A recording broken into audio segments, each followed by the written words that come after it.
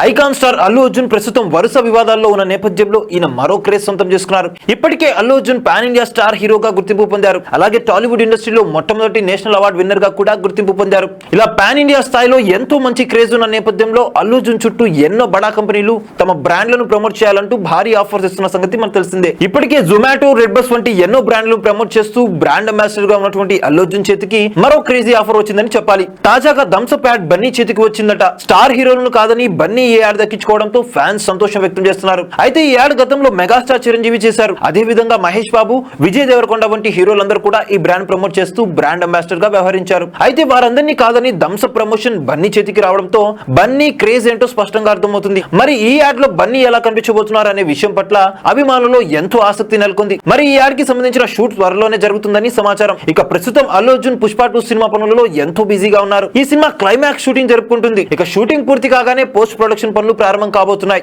ఈ cinema December 6వ తేదీ విడుదల కానున్న నేపథ్యంలో సినిమాపై భారీగానే అంచనాలు ఏర్పడ్డాయి. పుష్ప సినిమా ద్వారా పాన్ ఇండియా హీరోగా గుర్తింపు సంపాదించుకున్న అల్లు అర్జున్ సీక్వెల్ చిత్రంగా ప్రేక్షకుల ముందుకు రాబోతున్నారు. ఇందులో ఈయన డీ గ్లామర్ రోల్ ప్రేక్షకులను విపరీతంగా ఆకట్టుకుంది. ఇక ఇందులో అల్లు అర్జున్ సరసన రష్మిక నటించిన సంగతి మనకు తెలిసిందే. చూసారు కదా గైస్, మరిన్ని ఇలాంటి క్రేజీ అప్డేట్స్ కోసం చూస్తూనే ఉండండి మా ఛానల్.